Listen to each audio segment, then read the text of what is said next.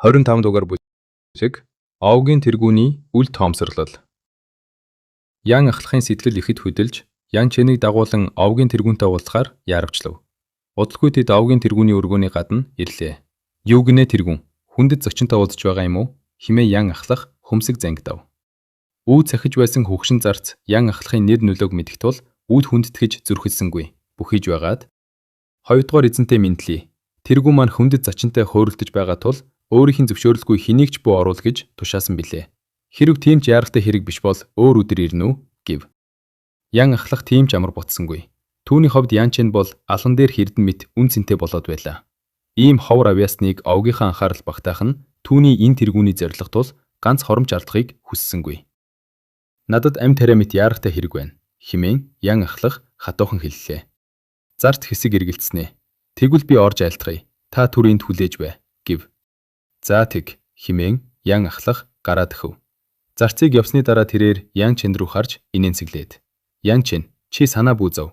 Тэргүүн энэ тухай сонсвол чамайг гарцаагүй ихэд шагнаж, овгийн гол авьяаснаар тодруулж, бүхий л талаар дэмжих болно гэлээ. Тэгвэл хоёрдугаар эзэн таны ачивэлд гүнээ талархъя хэмээн Ян Чэн чин сэтгэлээсээ өчөв. Түүнд ч бас бэлтгэл сургуультанд нь хэрэгцээтэй нөөц баялаг усаагаар мэд дутагдж байлаа. Тулааны урфын замд эд баялаг нөөц бололцоо хамгаас чухал гэдгийг боолэ химээх алдрыг хүртэж олон авьяасныг төрүүлж явсан тэрээр хин хүнээс илүү сайн мэднэ. Ян ахлах Ян Чэнийг харах тусам нүдэнд нь дулаахан харагдаж баярлсандаа хөмсгөн бүжиглэх мэт болно. Ямар нэгэн зүйлд хэлэхээр завдтал хашаан дотроос нэгэн хүн гарч ирэхэд тэрээр яаран бүхийж тэргүүнтэй мэдлээ химээн хүндэтгэлтэйгээр өчөв. Ян Чэн цочин харуул хаанаас нь гараад ирсэн үл мэдэгдэх нэгэн дунд иргэм насны ир зогсож байв. Тэрээр Ян аххаас хамаагүй залуу харагдах бөгөөд биеэс нь цацрах хүчрхэг авар нь Ян Чэнийг байрхшруулв. Энэ хүн Ли өвгтний Хи Юянтай энэ зэрэгцгүүд хүчтэй болохыг тэрээр мэдэрлээ. Сүнслэг тулааны төвчний мастер байна хэмээн Ян Чэн дотроо дуу алдав. Энэ хүн бол Ян овгийн тэргүүн байлаа. Ян аххын дохойг харсан Ян Чэн биеэ зэгцлээд тэргүүнтэй мэдлээ хэмээн мэдлэв. За, илүү дутуу эсэрхөх хэрэггүй хэмээн Ян овгийн тэргүүн жавхсантай дуугаар хайнга дуухан хариулв. Тэгэхэд Ян ахлах биеэ цэхэлж тэргүүнээ таныг хүндэт зочинтой байгаа гэж дуусан ч би дур мэдэн ууцхаар ирлээ. Хүрцэн өшөөнө үү гэв.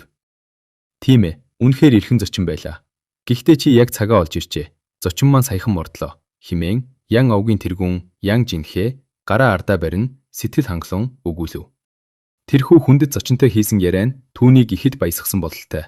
Ян ахлахын цээж уужир нь амьсгаа авлаа. Ян Жинхэ үргэлжлүүлнэ. Хоёрдугаар ахлах, та надад маш чухал хэрэгтэй гэж зарцаар хэлүүлсэн байсан. Юу болов хэмээн асуув. Ийхүү гол хэрэг рүүгээ орсонд Ян ахлах инээд алдаад. Тэргүүнээ, учир нь ийм билээ гэд Ян Чэний гаргасан гайхамшигт амжилтуудыг нэгд нэгэнгүү дурдав. Гэтэл Ян ахлахын гордлох талаар болж Ян овгийн тэргүүний нүүрэнд гайхах буюу баярлах шинж огтхон ч изэрсэнгүй. Тэрээр Ян Чэн рүү хүүтэн хүндийг харц шидэж, таны хитэд байгаа эм найруулах ухааны сод авьяастан чинь энэ үү хэмээн асуув. Яг тийм тэргүүнээ. Ян Чэн эм найруулах ухаанд гойд мэрэгдсэн байна. Цэвэр дүл үрэх найруулах аргыг данцхан удаа үзээд сурчглаа. Ийм авьяас энэ их говь нутагт ч ховорхон үзэгдэл. Ян Чэнийг овгоороо дэмжиж онцгойлон анхаарах ёстой гэж би бодож байна. Ян Жинхэ түүнийг дутуу үндэх вэ гэж имээсэн Ян ахлах амьсгаа авалгүй үргэлжлүүлэн. Мэдээж Ян Чэн өмнө нь зарим нэг таагүй асуудалд орооцолдож байсан ч хүн өөрчлөгддөг шүү дээ. Өнгөрсөн алдаанаас нь болж өнөөдрийн авьяасыг нь бүү үгүйсгээсэй гэж хүсэж байна гэлээ. Ян Чэн өөрийг нь ийм хасуун сэтгэлээр дэмжиж буй Ян ахлахад чин сэтгэлээсээ талархаж хожим ачийг нь заавал хариулан хэмээн дотроо тангарахлав. Гэвч Ян ахлахын энэ хичээ зүтгэл огтхон ч нөлөөлсөнгүй. Овгийн тэргүүн Ян Чэн рүү харсан ч үгүй. Хоёрдугаар ахлахаа удахгүй 90 цент хүсний баяр бохох гэж байна. Эм найруулах авьяас манай овгийн гол зорилго биш. Зөвхөн тулааны урсгал мөнхийн хүч чадал байдаг гэдгийг таач бас мэднэ шүү дээ гэв. Гэвч тэргүүнээ Ян ахлах тэргүүнийг ийм хариу хэлэн чинээ сансангүй. Юу болов? Уг нь Ян Жинхэ эм найруулах ухааныг төдийлөн ойшоодоггүй ч ийм ихт үл таамсралдаггүй байсансан. Ян ахлахын бууж өгөхгүй байгааг харсан тэргүүний царай бариаж "Яа, хоёрдугаар ахлах, миний хийснийг ойлгосонгүй юу?" хэмээн хүүтнээр асуув.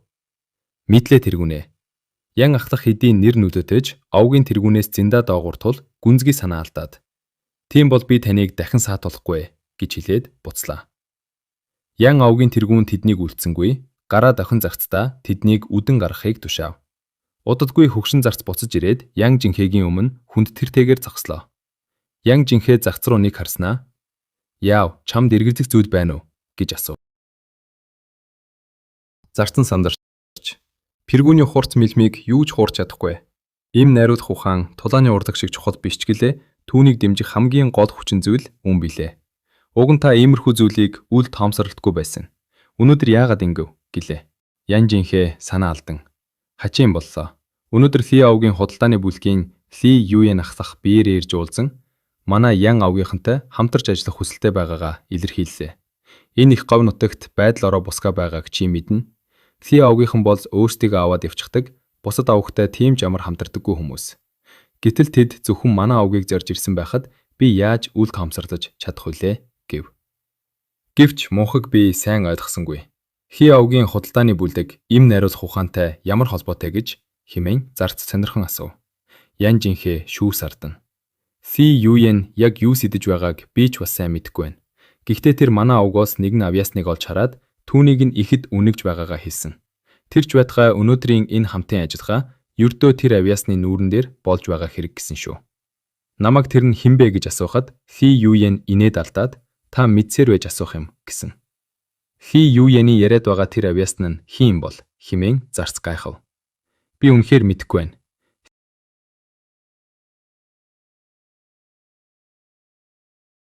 Ли Юен ямар хүзэр нууж байгааг таашгүй. Гэхдээ тэрээр энэ жилийн 90 цент хүрсний баярт өөрийн биеэр ирж хамтын ажиллагаагаа баталгаажуулна гэсэн. Овгийн тэргүүн хүний хувьд би үүнийг яаж зүгээр өгөх болох вэ? Одоо миний гол зорилго бол Ли Юений үнэлээд байгаа тэр авьяасныг олж бүх талаар дэмжих явдал юм гэд Ян жинхээ үргэлжлүүлнэ. Им найруулах авьяасны хэрэгтэйж гэлээ. Одоохондоо Ли Юений хараанд өртсөн тэр хүнийг олж бэгтэх нь хамаагүй чухал. Миний таамаглаж байгаагаар тэр нь Ян Ву юм уу? Эсвэл манай ирээдүйтэй залуусын нэг байж таарна. Харин Ян чиний хувьд түүний асуудлыг түр хойш нь тавихад гэмгүй гэлээ. 26-аар бүлэг. Махан биеийн боловсруулалт 4-р төвшин. Ян овгийн тэргүүн тархиа хичнээн гашлахад ч Ли Юяны шагшин магтаад байсан тэрхүү сууд нэгэн хэн болохыг тааж ис чадав.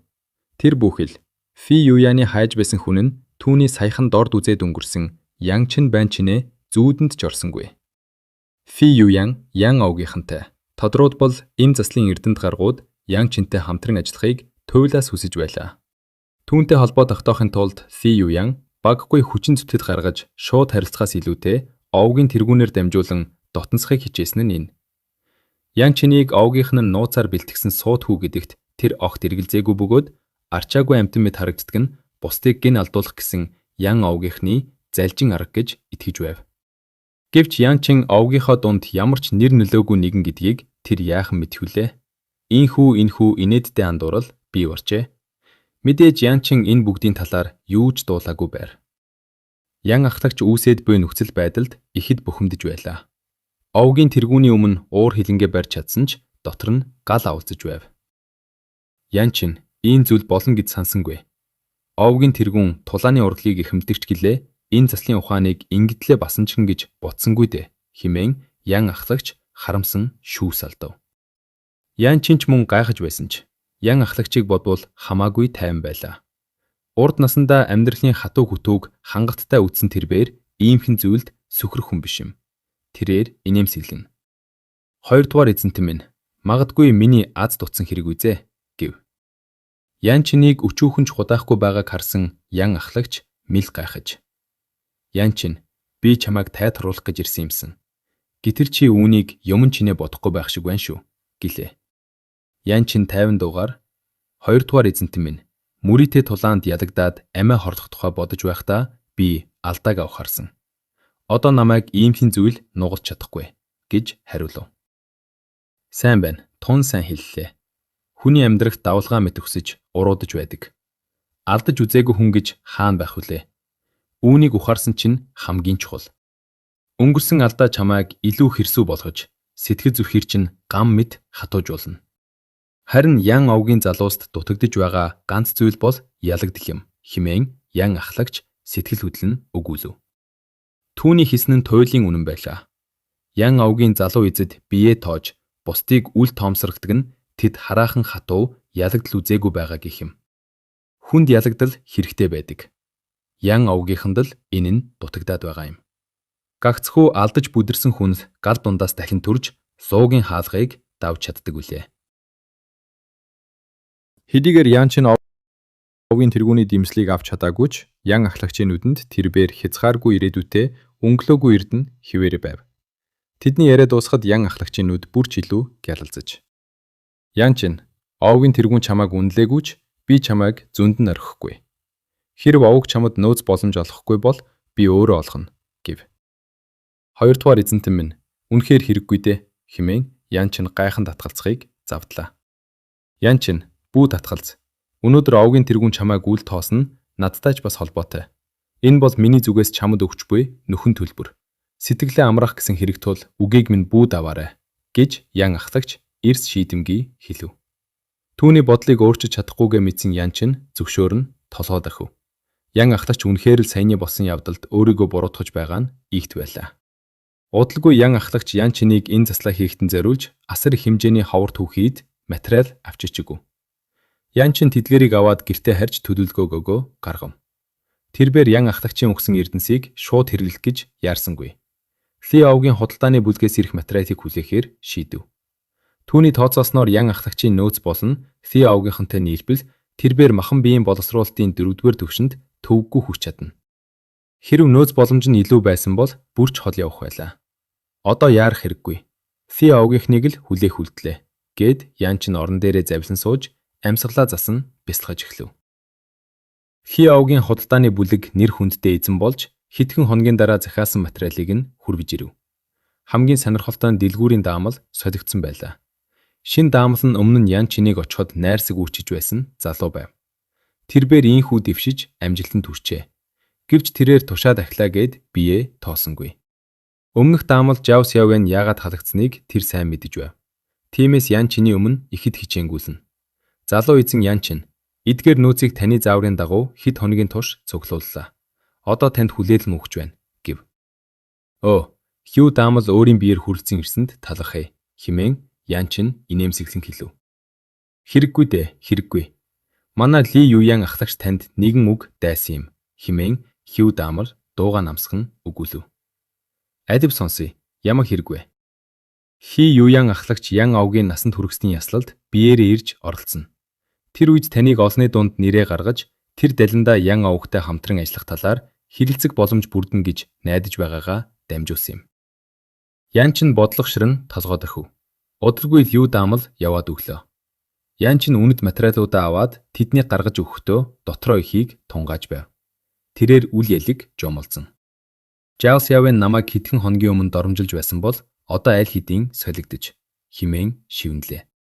Энэ бүхэн тохиолдол биш гэдгийг тэр төвөггүй гадарлав. Ли овгийнхэн түүнтэй нөхөрлийг хүсэж байна.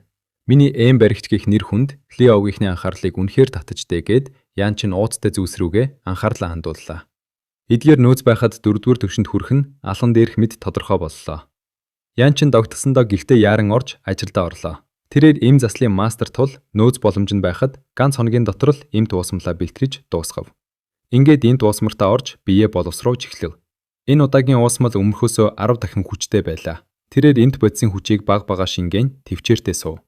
Хугацаа харавсан сум мэд өнгөрч 7 хоног ард хоцорлоо. 7 дахь өдрийн өглөө Ян чин нүдэ нээв. Торхтой уус тал хилэн асгарлаа. Ян чин баярлан дуу алдаж. Сайхан байна. 4-р түвшинд хүрлээ. Бүр 5-р түвшинд рүү дөхөж очсон байна. Миний төрлөх авьяас бодсноос минь ч илүү юм гэлээ. Уг нь тэр 4-р түвшинд дөнгөж хүрнэ гэж тооцоолж байсан юм. Эмт уусмал гэдэг хүний төрлөх авьяасаас ихээхэн хамаардаг. Авьяасгүй хүн хичнээн хүчтэй уусмалд ороод ч тус болохгүй. Гэтэл Ян чиний авьяас эмт уусмлын хүчтэй нэгдэж түүнийг 4-р түвшний орбилд хүргэжээ. 4-р түвшин одоо насанд хүргэсний ястод болохыг тэсэн ядан хүлээж байна хэмээн Ян чин өөртөө итгэлтэй инээмсэглэв. Бусдад банк дорд үзэгдэх нь хэний ч дургүй хүргэх зүйл. Энэхүү яслын үеэр тэрээр хүмүүсийн өөрийг нь үзэх үзлийг үндсээр нь өөрчлөхөөр шийджээ.